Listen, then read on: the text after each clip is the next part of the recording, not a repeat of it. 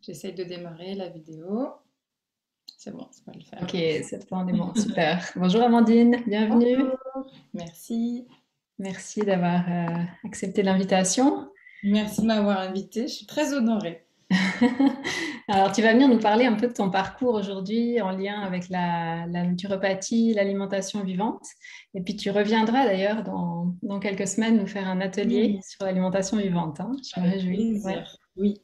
Ok, alors bah, je vais t'inviter déjà à te présenter un peu. Qu'est-ce que tu fais? Qu'est-ce que tu accompagnes avec ton entreprise? Puis après, on parlera un petit peu de ton parcours. Oui, d'accord. Moi, donc, je m'appelle Amandine, j'ai 39 ans depuis lundi. Ah, bah, joyeux anniversaire alors! Merci.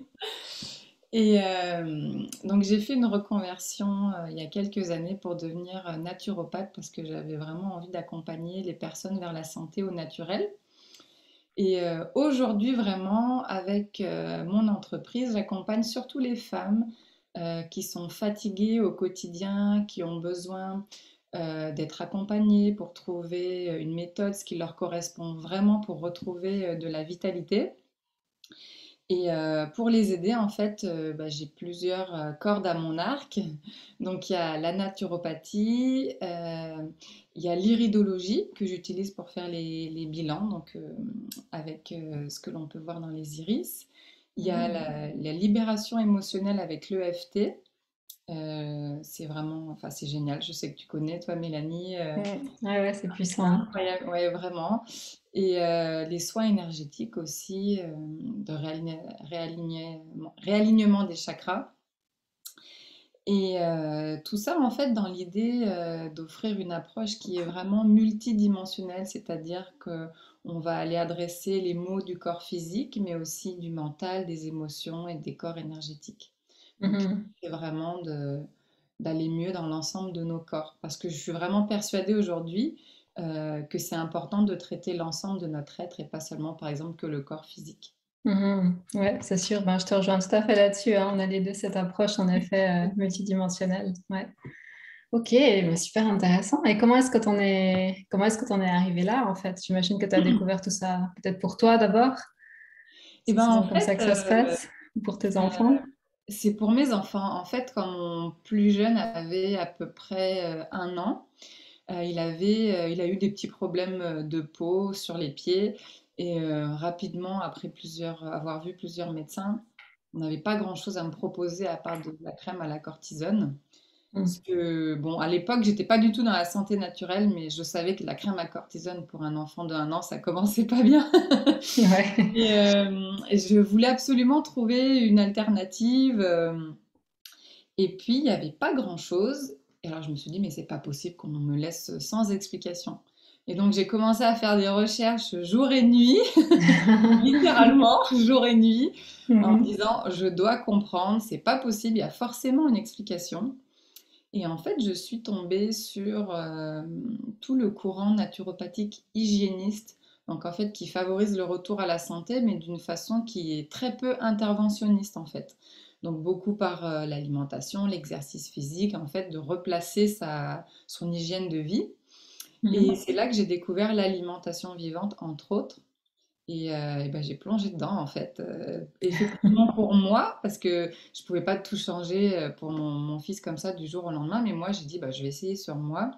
Et au bout de quelques semaines, c'était assez incroyable les résultats que j'avais. Moi j'étais une personne qui était fatiguée chronique, Mhm. mais j'avais jamais mesuré l'ampleur de la fatigue avant d'avoir de l'énergie en fait.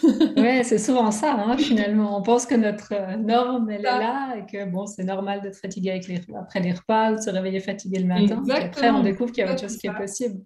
Et après, je dirais 3 semaines, 4 semaines d'alimentation vivante, j'ai été tellement impressionnée que je me suis dit, il faut que j'étudie ça. C'est pas possible, je dois tout comprendre en détail. Mhm. Et j'ai décidé, c'est ça, de changer complètement de métier parce qu'à la base, j'étais acheteur, donc de métier dans la mode. Et au fil du temps, à côté de mon emploi, j'ai commencé des études de naturopathie. C'est par là que Mhm. ça a commencé. Excellent. Puis j'imagine que ça a aidé ton fils aussi, du coup, Eh sur bien le oui, chemin. parce que nous, on s'était rendu compte, entre autres, parce que j'avais arrêté de l'allaiter vers 7 mois et j'avais donné du lait en formule. Et on s'est rendu compte que quand on l'arrêtait, il n'y avait plus de problème. Hmm. Voilà. Bon. Parfois, c'est pas si compliqué que ça, en fait, mais il faut juste Exactement, trouver le tout à déclencheur fait. et puis se poser les bonnes questions, en fait, hein. Ce que Tout j'aime à bien dans fait. ton histoire, c'est que tu as vraiment ressenti ce besoin d'aller au fond des choses et puis de comprendre ce qu'il y avait derrière. Hmm. Et oui, complètement. Et c'est aujourd'hui toute la philosophie en fait de la naturopathie, c'est de rechercher les causes profondes, vraiment. C'est ça. Ouais. Pas de s'arrêter à un symptôme. Je Mhm. pourrais voir 10 femmes qui sont fatiguées, elles ne le sauront pas du tout pour les mêmes raisons. Hmm. On va chercher Exactement. vraiment la cause. Mm. Ouais. Bah ouais, puis c'est là que ça change tout, plutôt que d'essayer d'aller mettre un sparadrap sur le symptôme et puis Exactement. Faire taire un symptôme qui est là pour nous avertir, c'est comme les voyants d'une voiture. Vous n'auriez pas idée de rouler alors qu'il y a un voyant rouge qui s'allume dans votre voiture. hmm. Ben, c'est pareil pour nous, quand il y a un voyant rouge, eh ben, il faut prendre le temps de regarder la cause et pas seulement dire bon, allez, je le vois pas, Ouais, ouais, c'est ça. Je tout vois va pas, bien, j'entends pas. Je veux pas savoir ce que dit mon corps. c'est ça. J'ai mal à la Ouais. tête, on va enlever le mal de tête. Non, il faut aller chercher exactement Mm. ce qui Ouais. se passe. D'où vient le mal de tête? Mhm. Est-ce que par la suite, il y a eu un autre moment marquant de ton parcours, une fois que tu as commencé à intégrer l'alimentation vivante, la naturopathie dans ta vie? Est-ce qu'il y a eu un autre moment dont tu te souviens, puis tu te dis, waouh, là, il faut vraiment que j'aille plus loin, ou enfin, tu vois, une petite Ouais. anecdote? Le deuxième point marquant, c'est que donc au cours de mes études, on a abordé un tout petit peu l'iridologie, donc la science des iris.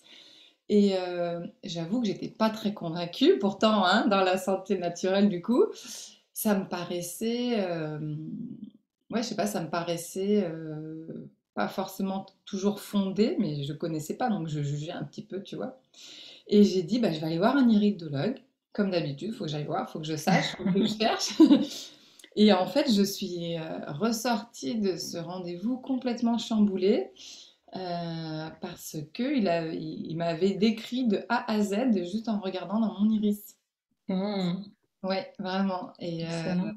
Et là aussi, je me suis dit, il faut que j'étudie ça en détail.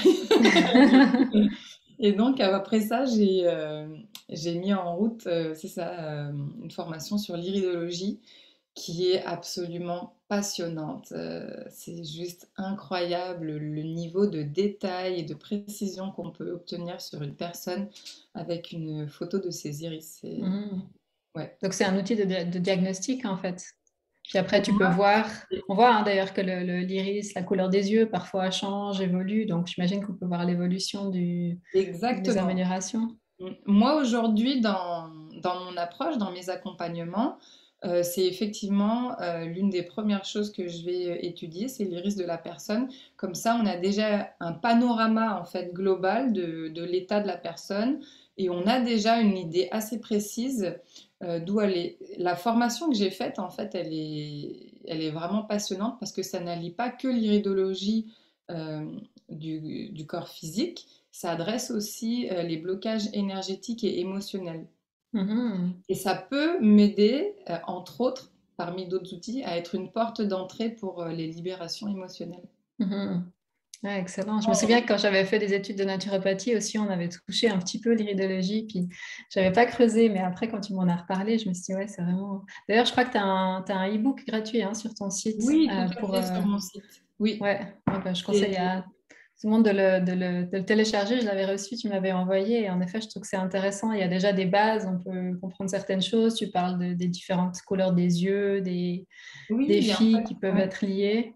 C'est ça, en fait, c'est un petit e-book qui est, j'espère, assez clair, c'était l'idée, pour déjà se donner une petite idée sur soi-même, être capable de regarder son iris soi-même et d'avoir les grands traits de sa constitution, savoir, et puis savoir comment on peut se donner un petit coup de pouce à son organisme. Mhm. Effectivement. Mm. Excellent, ouais. Et du coup, quand tu accompagnes les gens sur une certaine durée, tu vois vraiment des changements au niveau de Sur l'iris. certaines choses, il y a des choses qui ne bougeront pas, mais il y a des toxémies, par exemple des colorations. Si vous avez un œil bleu, mais que par-dessus vous avez une toxémie un peu orange, marron, on va avoir l'impression d'avoir un œil vert ou noisette. Si on fait des gros nettoyages, oui, l'œil il peut redevenir beaucoup plus clair, tout à fait. Excellent. Mm. Et puis du coup, les parties qui changent pas, j'imagine que ça va être comment dire, les points faibles, entre guillemets, au niveau de la constitution même, en fait. Oui, il y a ça, et il y a aussi certaines choses, certaines choses qui ne changent pas peuvent quand même s'améliorer dans le corps, et donc on va plus écouter le ressenti de la personne. Il y a des choses qui, par exemple, au niveau gastro-intestinal, il y a des signes qui vont pas changer, mais si la personne n'a plus les symptômes, on dit que pour l'instant, ça s'est un peu endormi en fait. Ok, ok. Ouais, c'est passionnant tout ça. Et après, la troisième chose qui m'a beaucoup marquée, en fait, c'est Mhm. ton accompagnement à toi. J'avais vraiment l'envie de découvrir le monde énergétique que je ne connaissais pas. Et waouh, ça m'a Ça t'a propulsée, ouvert. oui, ça m'a Mhm. propulsée dans un monde incroyable. C'est déjà une transformation personnelle. Mhm. Puis ça m'a donné des nouvelles clés pour accompagner les femmes encore avec une vue différente en fait. C'est comme des petites paires de lunettes qu'on change. On a le corps physique, on a le corps émotionnel, mental, énergétique. Et c'est là que j'ai pris conscience en fait que certaines problématiques pouvaient trouver leur siège seulement dans des émotions bloquées, Mhm. dans des énergies bloquées. Ce que moi je ne voyais pas au tout début dans ma formation de naturopathie parce qu'on n'en parlait pas vraiment. Et là, je me suis dit, mais tu peux pas juste faire de la naturopathie sur le corps physique, c'est vraiment un tout qu'il faut offrir. Et c'est là qu'est né cet accompagnement vraiment multidimensionnel. Et j'ai Mhm. encore tellement à apprendre, c'est passionnant. C'est ça, on a toujours Oui, plus à découvrir. Ouais. Mais je exactement. pense quand on prend vraiment conscience que finalement, parce qu'on a souvent cette image qu'on est un corps physique qui émet un corps énergétique, alors qu'en fait, c'est le contraire. C'est un Oui, corps énergétique qui donne vie au corps physique. Et je pense complètement. que quand on prend conscience de ça, ça change beaucoup de choses dans la perspective, en fait, et dans la place qu'on donne au corps physique. Exactement. Et tu vois, on n'en parle pas beaucoup en naturopathie, mais j'ai fait des petites recherches en Ayurveda. Alors, je suis pas du tout spécialiste, mais j'avais envie un peu de regarder. Et en Ayurveda, ils expliquent en fait que 5 niveaux avant d'avoir un symptôme physique, tu as un blocage énergétique C'est ça, ouais. qui Donc, petit à petit va descendre dans les différents corps pour s'imprimer dans le corps physique en fait. ouais, Mais c'est ça. le symptôme, c'est l'avant-dernier stade en fait. Tu as le symptôme et après tu as la dégénération. Voilà. Et 5 étages au-dessus, tu as un blocage, tu vois, que tu peux déjà défaire avant même d'avoir un symptôme. C'est juste fantastique. Ah bah Incroyable. oui, quand on peut voir ça comme finalement presque de la prévention, hein, de se dire ben, Mhm. si je prends les choses avant qu'il y ait la densité physique, parce que c'est aussi ça, quand ça Exactement. arrive au corps physique, ça peut mettre plus de temps à se transformer parce qu'on est dans la dimension la plus dense finalement. Tout à fait. Mm. Ouais, c'est passionnant tout ça. Moi, je suis en train de finir des études sur une technique qui s'appelle la technique de libération des résonances émotionnelles. Du coup, Mhm. ça allie l'approche de la médecine chinoise, les 5 éléments et Oui, j'ai vu. ouais, on va travailler, on va libérer, on va identifier les émotions au niveau énergétique et émotionnel. Puis après, on va les libérer là où elles sont stockées dans le corps physique, en fait. Ok. Donc ça, je trouve que c'est vraiment intéressant pas seulement de voir finalement tous ces corps, mais de voyager quelque part entre les différentes dimensions et de voir voilà, quelle dimension a besoin d'être traitée, entre guillemets, en Mhm. premier ou Tout à fait. dans quel ordre. C'est Ouais, passionnant et il y a d'autant plus une quantité de techniques différentes. Et ce que je trouve toujours impressionnant, c'est qu'il y en a toujours une qui se présente à toi et que tu ressens plus que les autres et que tu as envie d'aller étudier pour la transmettre. Mhm. Mm. Ouais, c'est ça. Il n'y a pas quelque chose qui est mieux que d'autres ou c'est juste qu'est-ce qui résonne avec toi, en Tout à fait. fait. Mm. Ouais, ok. Pour revenir à l'alimentation vivante, bon, tu nous en Oui. parleras plus dans l'atelier, mais c'est quoi l'alimentation vivante en fait, en quelques mots pour des Oui. personnes pour qui le terme serait nouveau? L'alimentation vivante, en fait, c'est de se nourrir de choses très simples, non transformées et en fait qui sont crues. Alors, on a le cru, un légume cru, un fruit cru, mais en alimentation vivante, pour les personnes qui aiment quand même un peu cuisiner, on tolère une cuisson ou un chauffage en dessous de 60 degrés, ça reste cru. Mhm. Alors, les puristes vous diront 40 degrés. C'est pour ça que, on voit des machines comme des déshydrateurs, par exemple. Pour moi, l'alimentation vivante, ça a un côté d'intuition, en fait. C'est-à-dire que c'est aussi une façon de s'alimenter par rapport à ce qu'on ressent, l'envie de manger. C'est important de s'écouter. Et puis bah, aujourd'hui, malheureusement, on vit souvent une vie à 100 à l'heure et on ne s'écoute pas. Mhm. Et pour moi, aller vers l'alimentation vivante, c'était aussi écouter de quoi mon corps a envie de manger et pas forcément manger parce que c'est l'heure de manger, parce que Mhm. c'est l'heure de faire un repas, ou c'était vraiment, c'est ça, beaucoup de... J'ai le mot sur le bout de la langue, mais C'est de l'alimentation intuitive quelque part, voilà, non? intuitive un Mhm. petit peu aussi. Pour moi, ça va beaucoup ensemble. Moi, personnellement, je me nourris d'une façon très très simple avec beaucoup de fruits que je coupe ou que je fais en smoothie avec des salades assez simples. Mhm. J'ai, comme tout le monde, essayé de cuisiner des choses un peu plus élaborées, Ouais. mais dans ma vie de tous les jours, avec les enfants, mon occupation, c'est super bon, mais je vais vers des choses plus simples.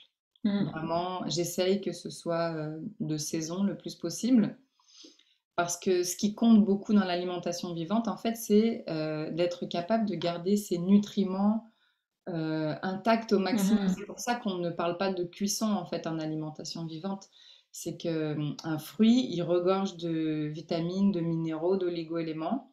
Si on les cuit, il va y avoir une dégradation et il y en aura quasiment presque plus. Donc l'idée, c'est Mhm. d'ingérer la totalité des nutriments que l'aliment a à nous offrir. Mhm.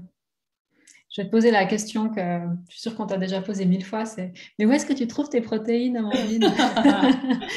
Alors, les protéines, c'est vrai que c'est un peu un mythe, et puis il y a deux écoles un peu qui s'affrontent avec Mhm. ça, même en alimentation vivante.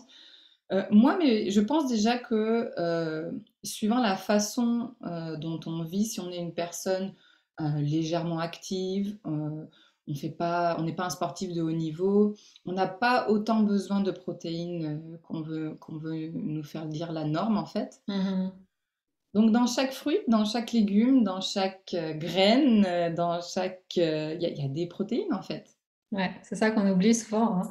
On voit les protéines comme étant les produits animaux ou des choses comme Mhm. ça, mais dans une feuille de kale, par exemple, bah, il y a Il y a plein de des protéines. protéines, tout Mm. à fait. Et je dirais même qu'à la fin d'une journée où j'ai vraiment bien mangé, je suis capable de trouver 40, 45 grammes de protéines sans avoir mangé de la viande ou des produits animaux.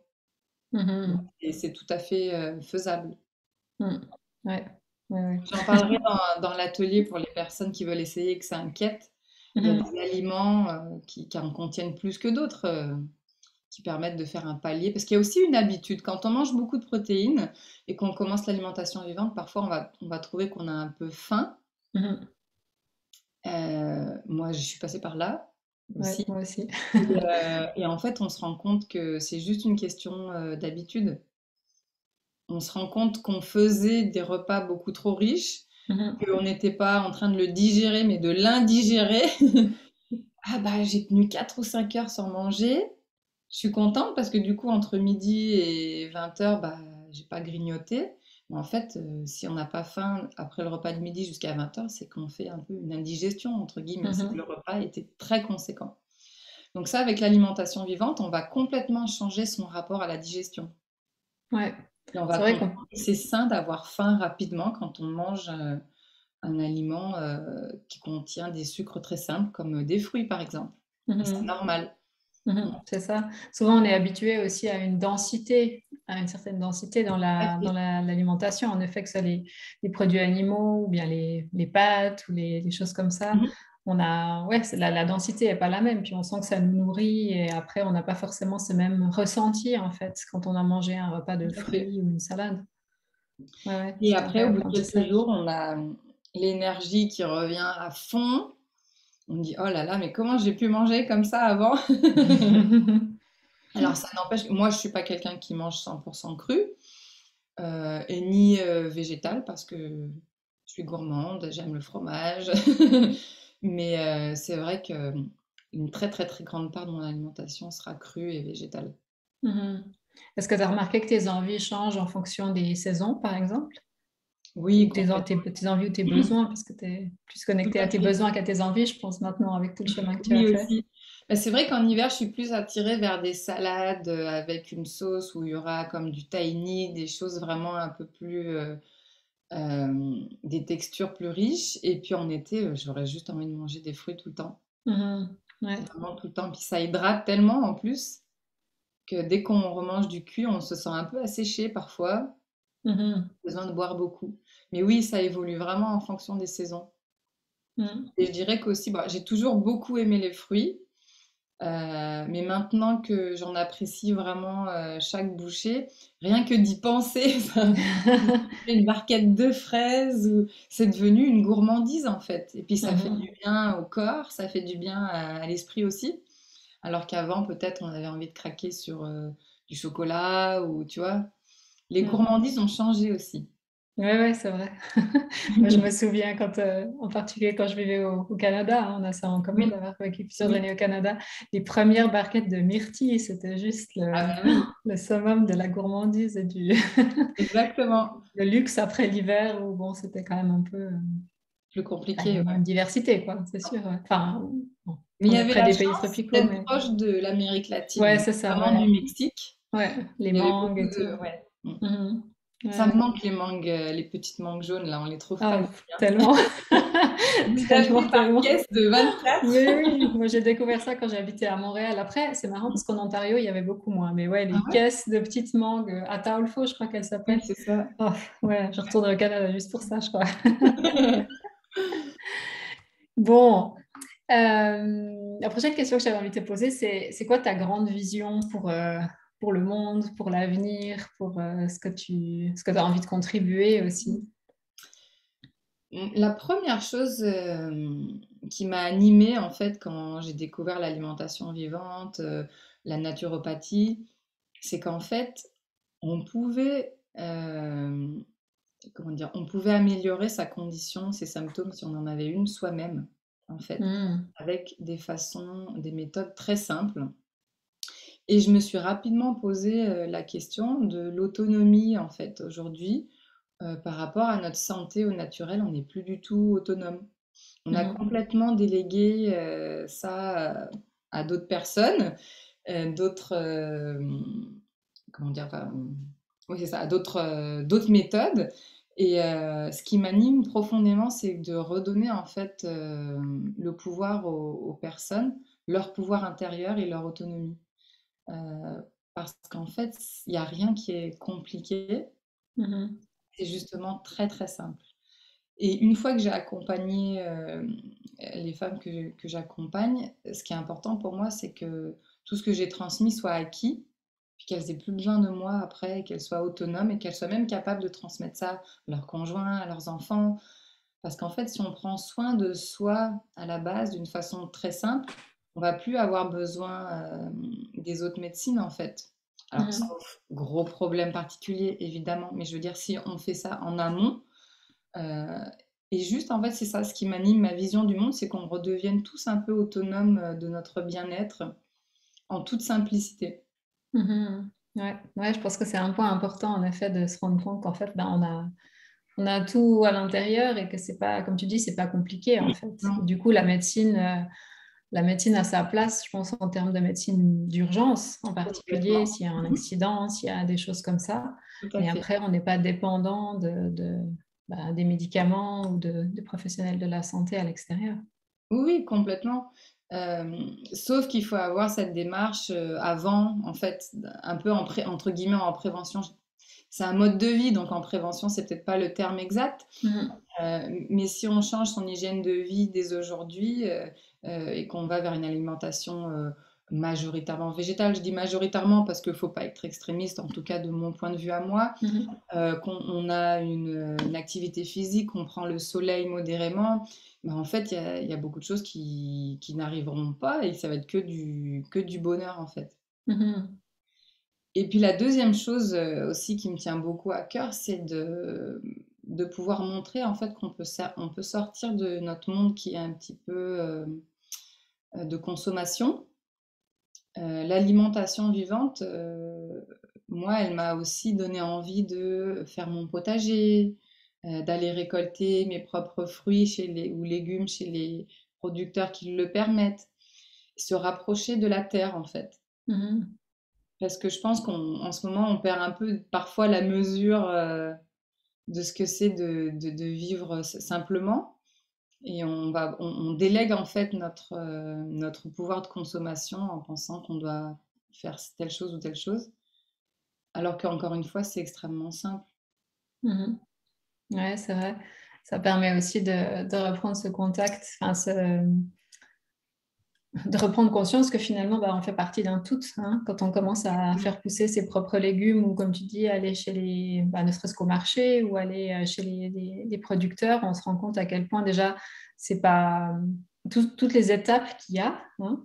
Moi, j'ai trouvé que c'était vraiment super intéressant quand je l'ai fait avec mon fils aussi bah, Oui, de planter. On a fait nos oui, plantons de tomates cette année, puis il se moque de moi parce que moi, je parle tout le temps des plantes et de tout ça. Puis, mais oui, maman, je sais. Mais n'empêche que quand il a vu bah, la graine qu'on a plantée, puis qu'il maintenant il y a un c'est planton comme ça, puis qu'il a compris que ça donnerait des tomates après, euh, ça, ça nous remet au centre finalement ben, on fait partie de cet écosystème-là, on peut jouer un rôle et il y a complètement. un côté d'humilité aussi, Mhm, je trouve. tout à fait. Ouais. Et Ouais. c'est ça. Et puis, si on est capable d'être autonome avec son bien-être, d'être un petit peu autonome avec la nourriture qu'on veut ingérer, ou en tout cas de la trouver en circuit court, je pense que tout le monde vivrait une vie meilleure en fait. Mm.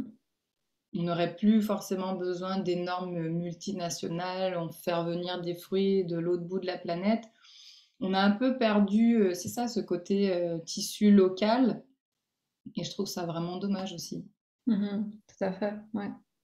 Ouais, puis je trouve intéressant aussi quand on prend conscience de l'impact de ce qu'on mange sur notre organisme, en fait. Mhm. Moi, j'ai fait récemment, enfin, dans le cadre de la formation dont je parlais tout à l'heure, justement, l'alimentation a une place assez importante aussi. Et du coup, on avait toute une phase où on a enlevé, alors chaque personne vient avec un background différent, mais supprimer les produits animaux pendant 2 semaines, supprimer aussi ben, tout ce qui est gluten, etc., tous ces Mhm. trucs-là, puis vraiment revenir à quelque chose de très, très basique. Et après, quand on réintroduit petit à petit certaines choses, ben, on ressent vraiment l'impact Oui. que ça a. Alors que quand on en mange tous les jours, ben, on ne sait pas trop finalement. Est-ce qu'on est fatigué après un repas, pourquoi, etc. Et donc, ça redonne cette connexion en fait à nous-mêmes et à l'extérieur, justement, qui est juste tellement À nos précieuse. sensations qu'on oublie aussi, hein. Mhm. Quand tu as dit l'exemple du gluten, moi, c'est quelque chose qui m'intoxiquait vraiment, mais j'en avais jamais pris la mesure en fait, puisque j'en mangeais le matin, le midi, le soir, du pain. Mhm. Moi, tu sais, en France, le pain, c'est Ouais. normal, quoi. Et, euh, et le jour où je l'ai arrêté, c'est ça, au bout de un mois et demi, je me suis dit, mais comment c'est possible d'avoir autant d'énergie et d'avoir passé 35 années de ma vie Mhm. fatiguée juste à Mhm. cause de ça? Alors, chaque personne va être sensible à des choses différentes. Il y a des personnes, ça poserait aucun problème. Mhm. Et moi, en tout cas, c'est quelque chose qui me faisait du mal et que j'avais jamais réalisé. Mhm. Mhm. Ah ouais, moi j'ai aussi fait cette expérience-là et je vois quand je m'en autorise un petit peu parce que voilà, parfois, parfois Oui, il y a bien la gourmandise aussi, bien sûr. etc. Mais c'est juste d'observer en fait, puis de me dire, ah ok, bon, est-ce que j'ai vraiment envie de réitérer l'expérience du coup C'est ou ça. pas finalement? Parce que est-ce Est-ce que qu'on ça s'arrête vaut, à une petite gourmandise voilà, c'est ça, est-ce que ça vaut la peine d'être complètement à plat le lendemain Ouais. Mais ce qui est beau aussi avec le corps, c'est que quand on a quand même euh,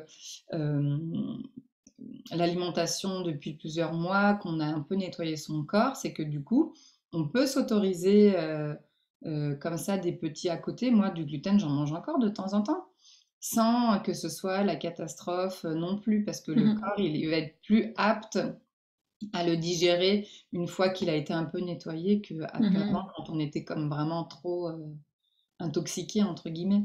Ouais, c'est ça, le moment où le corps n'arrive plus à suivre, en fait, hein. C'est ça. C'est, ouais. Tous Mm. ces signaux qu'on ignore et notamment la fatigue, vraiment, c'est un symptôme qu'on balaye en disant je peux pas être fatiguée, je peux pas. Mhm. J'ai des Mhm. choses à faire, j'ai mon travail, j'ai mes enfants, je peux pas être fatiguée, mais c'est un symptôme en lui-même. Mhm. Mhm.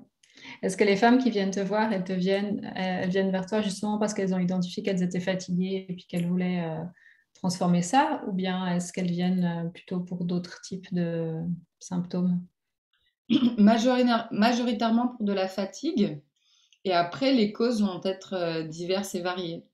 Il va y avoir des causes vraiment hormonales parce que quand il y a certains symptômes, plusieurs symptômes qui s'accumulent dans le bilan, je conseille aux personnes d'aller voir leur médecin et de quand même faire des analyses urinaires pour les hormones, Mhm. pour quand même être sûr, parce qu'il faut quand même bien regarder ça.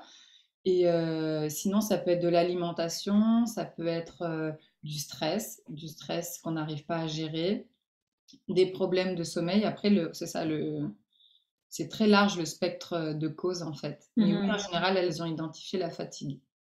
Ok, ok, Souvent, la fatigue au réveil en fait. On ouvre les yeux, on est déjà fatigué. ouais. Mhm. Et du coup, bah, tu les accompagnes en individuel, mais je crois que tu as une formation aussi que tu as créée. Oui, en fait, j'ai deux formats. J'ai l'accompagnement individuel où je vais suivre la personne sur 3 mois, à raison de, on se voit 2 fois par mois et on s'écrit une fois par semaine. Et pour les personnes qui ont envie d'être un peu plus autonomes, j'ai une formation où là, en fait, il y a 10 modules en tout. L'idée, en fait, c'est que dans chaque module, on va comme acquérir des connaissances. On va avoir un atelier pratique pour mettre c'est ça, en pratique les connaissances qu'on a eues. Et au fil des modules, en fait, la personne, elle va être capable d'identifier ses propres points faibles, ses points forts, qu'est-ce qu'elle doit changer dans son hygiène de vie au global, quelles sont les choses qu'elle doit renforcer. En fait, c'est un programme en ligne, mais il va quand même permettre aux personnes de personnaliser à elles-mêmes en fait le programme. Mhm. Et il y a aussi un coaching de groupe en fait. Donc 2 fois par mois, il y a un appel avec toutes les participantes qui veulent. Et on échange, elles peuvent poser leurs questions ou simplement parler de leur réussite ou de leurs difficultés, Mhm. soutenir. Ok, excellent, excellent. Ouais, ouais, c'est super, comme tu disais, que tu voulais vraiment que les gens deviennent autonomes et du coup, Oui, ben, voilà, ils ont accès à il y a tous une grande ces part outils-là, en fait. d'éducation en fait finalement. Mhm, c'est ça, ouais. Ouais, ouais, c'est de l'éducation à la santé. Ouais. C'est ça. Et j'ai essayé d'être le plus simple possible parce que moi, la simplicité, s'il y a un mot dans mon entreprise, c'est simplicité. Ouais. Facilité parce que je suis passée par là. Moi, si on m'avait dit, il faut que tu fasses telle chose, telle heure, tel jour, j'y serais pas arrivée dans ma vie avec les Mhm, enfants, etc. Donc, j'ai toujours en tête de garder la simplicité et la facilité des choses. mhm, mhm. Ouais, c'est vrai que ça peut assez vite devenir, on sait plus, il y a tellement de théories différentes quand on Voilà. commence à faire des recherches, ou bien alors il faut tout changer du jour au lendemain, puis c'est ingérable, puis parfois on doit manger dehors. Enfin, Oui, oui, complètement. et du coup on peut avoir tendance à tout arrêter parce qu'on se dit non, c'est trop C'est compliqué. trop. Donc c'est C'est ça. super que tu aies pu présenter ça de manière beaucoup plus abordable en fait. Et la personne, en fait, elle choisit de mettre le curseur là où elle a envie. Si c'est quelqu'un qui a envie de se jeter dans l'alimentation vivante et de l'expérimenter à 100%, aucun problème, elle aura Mm. les outils. Mais si c'est quelqu'un qui veut juste ajouter un tout petit peu, voir comment elle se sent, bah, c'est pareil, en fait. Il y a aucune obligation. L'idée, de toute façon, c'est de mettre plus de vitalité dans sa vie, de retrouver son énergie. Puis Mhm. chacune le dose comme elle a envie. C'est ça, ouais. Puis c'est quelque chose qu'on fait pour soi-même. Donc de toute façon, Exactement. bah, c'est nous qui savons voilà, quels sont nos objectifs, à quoi on est prête sur le moment. Et on ressent les résultats rapidement. C'est ça qui est assez génial Exactement. finalement. Mm. Mm. Bon, Ok. en général, les personnes qui commencent en disant j'essaye un petit peu, bah, elles se rendent vite compte il y a beaucoup de bienfaits en fait. Mhm. Mhm. Excellent. Elles ont envie d'aller plus loin après. Ouais. Super. Merci Amandine. Est-ce qu'il y a autre chose que tu aimerais ajouter à un sujet qu'on n'a pas abordé ce matin? Non, je crois pas. Non, c'est tout bon. On a parlé de plein de choses. On a parlé plein de choses, hein. Ouais, ouais, ouais, bah, c'était passionnant. Merci pour tes partages. Et puis, bah oui, je vous recommande à toutes celles qui regardaient d'aller télécharger le guide d'Amandine sur l'iridologie. C'est vraiment super intéressant.